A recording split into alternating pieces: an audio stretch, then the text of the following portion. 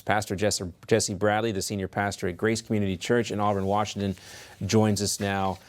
Great to have you with us, Pastor Jesse. Thank you, John. You know, I think one of the things that we see by people who have a strong foundation of faith, even after tragedy happens, they still maintain their faith. Talk to us about why that's important. That's right. When you think about the funeral that Jesus attended, he wept. Shortest verse in the Bible.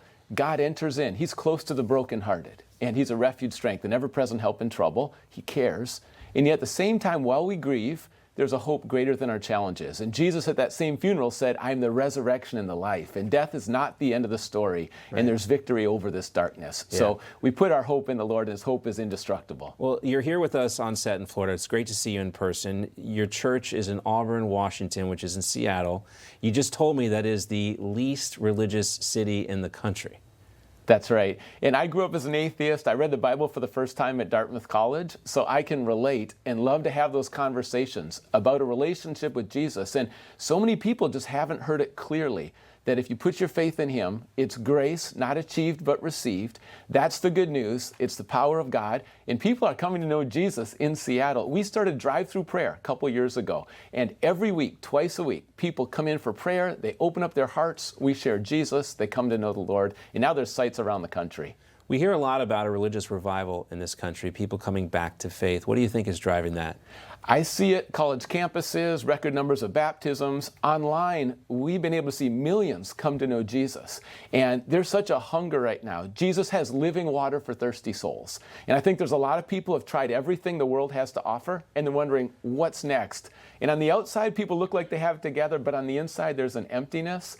And Blaise Pascal, the famous philosopher, said there's a God-shaped vacuum in all of our souls that only Jesus can fill. So Jesus is still the answer. It's particularly interesting to hear this from you. As you mentioned, you were an atheist. There's a quote, I don't want to mess it up, but it's something to the effect of, once you find faith as an atheist, you realize that your thirst has been quenched without even realizing how thirsty you were.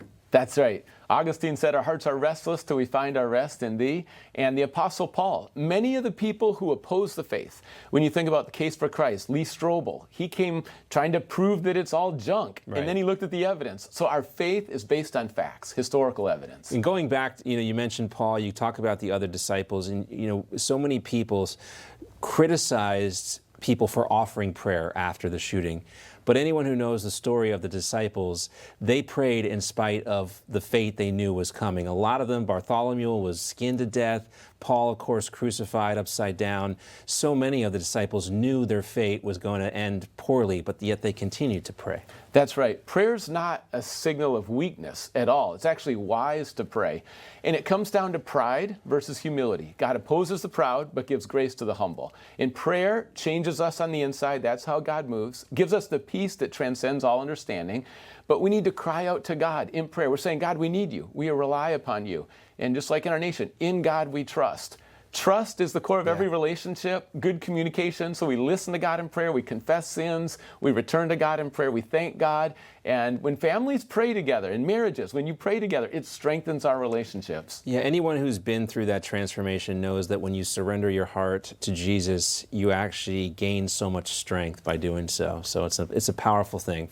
And I encourage everyone to try it. That's right. Yeah. It's his power in our weakness. We're human, we're not God. But even when you put your trust in Jesus, the Holy Spirit lives in you, and God working through you, empowering you, and then you're going to be all you designed to be because you said yes to Jesus. There's no greater decision. I love that we can share that message here. Great to have you with us, Pastor Jesse, here on set, and we'll see you soon, hopefully. Thanks for highlighting faith, John. All right.